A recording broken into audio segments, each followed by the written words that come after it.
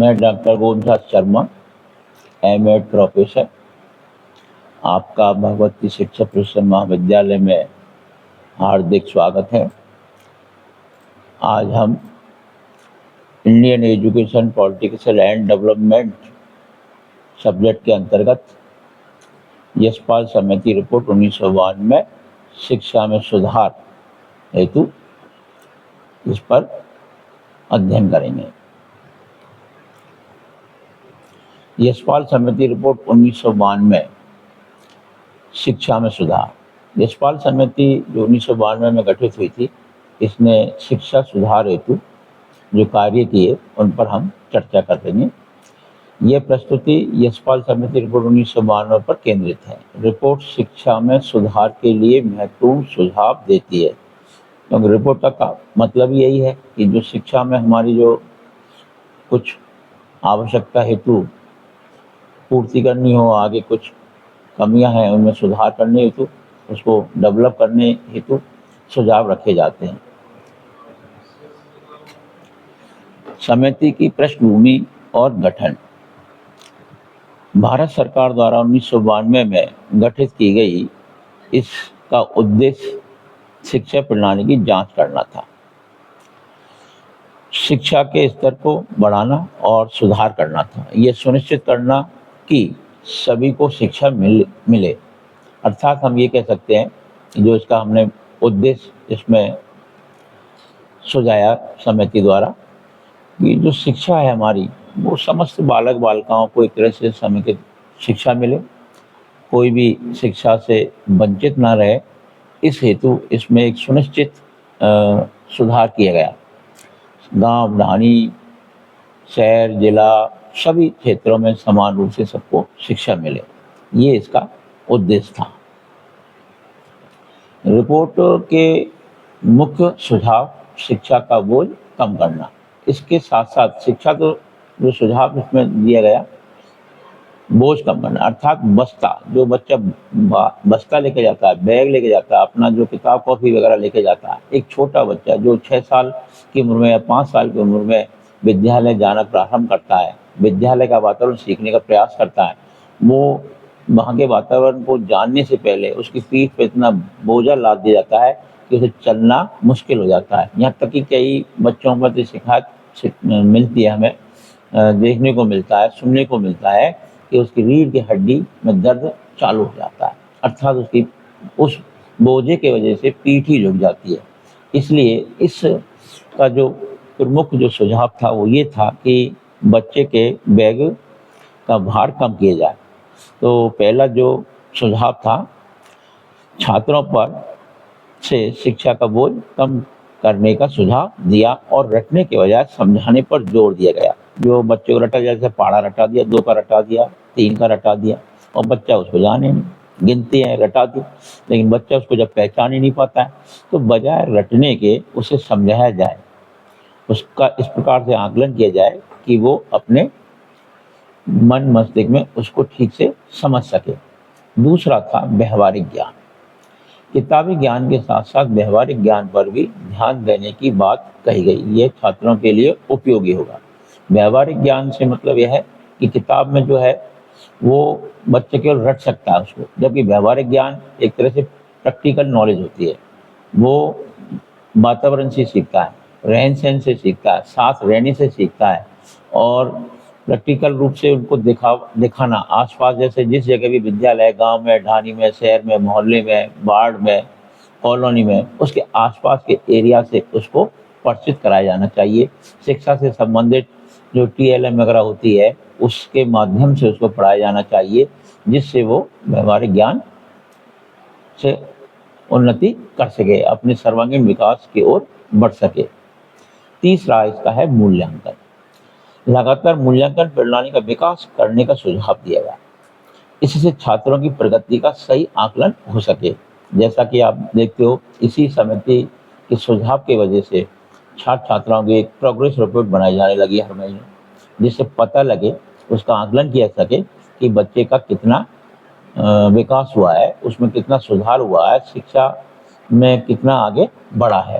तो ठीक से मूल्यांकन के लिए हर महीने एक प्रोग्रेस रिपोर्ट बनाने का सुझाव इस पर रखा गया, जिससे बच्चे का सही आकलन हो और सभी गतिविधियों के माध्यम से ही आकलन हो, केवल लिखित ही नहीं कि केवल किताबी कीड़ा ही उसको बनाकर छोड़ दिया जाए। प्रैक्टिकल रूप से भी उसका आकलन किया जाना चाहिए। ये इस समिति का सुझाव के अंतर्गत एक मूल्यांकन रखा गया। अगला है पाठ्यक्रम में बदलाव और सुधार। इस समिति ने जो अगला अपना सुझाव रखा, जो पाठ्यक्रम काफ़ी पुराने समय से चला रहा था, कोठारी आयोग जिस समय जो सिफारिश उसने रखी थी, उस समय से जो पाठ्यक्रम, उसमें कुछ बदलाव सुनिश्चित किए गए। पहला इसमें पाठ्यक्रम में जो रखा, पाठ्यक्रम को समसामयिक और प्रासंगिक बनाने की बात कही गई। छात्रों के लिए रुचिकर बनाना जरूरी है, यानी पाठ्यक्रम ऐसा हो जो बच्चों को रुचिकर हो, बच्चे उसमें इंटरेस्ट ले, जिज्ञासा उत्पन्न हो और वो पाठ्यक्रम सरल सुबोध तरीके से ढाला जा सके, बच्चे उसे आसानी से ग्रहण कर सकें। ऐसे पाठ्यक्रम बनाए जाने पर जोर दिया। समसामयिक पाठ्यक्रम बनाने के लिए या तैयार करने के लिए सुझाव गया। समसामयिक से मतलब जो वर्तमान में जो स्थिति चल रही है, आज की जनरेशन के हिसाब से, आज की कल्चर के हिसाब से पाठ्यक्रम बनाने पर जोर दिया गया। दूसरा है रचनात्मकता। रचनात्मकता से तात्पर्य है बच्चा कुछ करके सीखे, बिना करके नहीं सीख सकता है, केवल किताब को पढ़ने से नहीं सीख सकता है, यानी वो करके सीखे। तो छात्रों में रचनात्मकता और आलोचनात्मक सोच को बढ़ावा देना, उन्हें नए विचारों को उत्पन्न करने के लिए प्रोत्साहित करना। यहाँ आलोचनात्मक सोच से मतलब है कि बच्चे के अंदर जिज्ञासा उत्पन्न होनी चाहिए कि ये कैसे हुआ, ये कैसे होगा, ये इस तरीके से कैसे हो गया, यानी उसके अंदर एक प्रेरणा जागनी चाहिए, एक जिज्ञासा जागनी चाहिए, जिससे उसका सर्वांगीण विकास हो, मस्तिष्क की भी कसरत हो सके। मस्तिष्क की कसरत जब तक नहीं होगी, बच्चा नहीं सीख सकता, अर्थात उसका अधिगम नहीं हो सकता। तो अधिगम करने के लिए उसमें आलोचनात्मक सोच डेवलप की जाए। तीसरा है वैश्विक दृष्टिकोण को पाठ्यक्रम में शामिल करना चाहिए। छात्रों को अंतर्राष्ट्रीय मुद्दों के बारे में जागरूक करना चाहिए, अर्थात केवल बालक अपने गांव ढानी या परिवार या समाज या राष्ट्र तक ही सीमित नहीं रहो, वो अंतर्राष्ट्रीय लेवल पर अपने ज्ञान को आगे बढ़ा सके, उसके प्रति जागरूक हो सके, इस पर भी जोर दिया गया। यानी वैश्विक यानी समस्त विश्व को समान रूप से शिक्षा की दृष्टिकोण से आकलन किया जाए। पाठ्यक्रम को अंतर्राष्ट्रीय लेवल के मुद्दों से जोड़कर जागरूक किया जाए। परीक्षा प्रणाली में सुधार की आवश्यकता। पहला है इसमें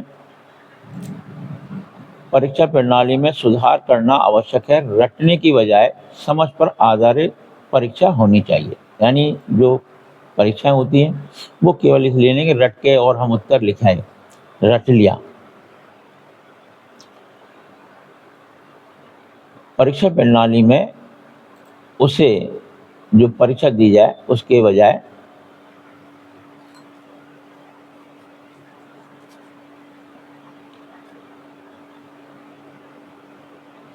दूसरा आता है अपना मूल्यांकन। मूल्यांकन के अंतर्गत छात्रों का मूल्यांकन उनके प्रदर्शन के आधार पर होना चाहिए, केवल अंकों के आधार पर मूल्यांकन नहीं करना चाहिए। जो छात्रों का जो हम मूल्यांकन का एक तरह से अर्थ होता है, मूल्यांकन निर्णय देना। हम जैसे बाजार में कोई भी चीज़ खरीदते हैं, हम क्या करते हैं, उसका मूल्यांकन। मूल्यांकन से मतलब यहाँ क्या, निर्णय देना। निर्णय हम किसके आधार पर देते हैं, ज्ञान के और बोध के आधार पर देते हैं। इसी प्रकार शिक्षा में हम जैसे कॉपी जांच करते हैं, तो जांच का मतलब क्या है, मूल्यांकन, अर्थात बच्चे ने कितना अधिगम किया उसका निर्णय होता है। जैसे मान लो किसी 10 में 7 नंबर आए, तो वो 7 नंबर क्या है, वो निर्णय है एक अध्यापक का छात्र के ज्ञान का। तो छात्रों का जो मूल्यांकन किया जाए वो प्रदर्शन के आधार पर होना चाहिए, केवल अंकों के आधार पर नहीं होना चाहिए। जैसे वर्तमान में भी इस चीज़ की एक त्रुटि देखी जा रही है कि सब बच्चा परसेंटेज बना लाया, इतने अंक ले आया, अंकों के आधार पर होता। जब हम आगे देखते तो कंपटीशन में मामला बिगड़ जाता है उसका। तो इसलिए उसका प्रदर्शन के आधार पर होना चाहिए, जिसे डेमोन्स्ट्रेशन लेसन भी कह सकते हैं। तीसरा आता है प्रणाली। लगातार मूल्यांकन प्रणाली को अपनाना चाहिए, इससे छात्रों की प्रगति का सही आकलन हो सके। अब आता है शिक्षकों की भूमिका और प्रशिक्षण। जो सुझाव में रखा गया है शिक्षकों की क्या भूमिका होनी चाहिए प्रशिक्षण में। नंबर 1 आता है अपना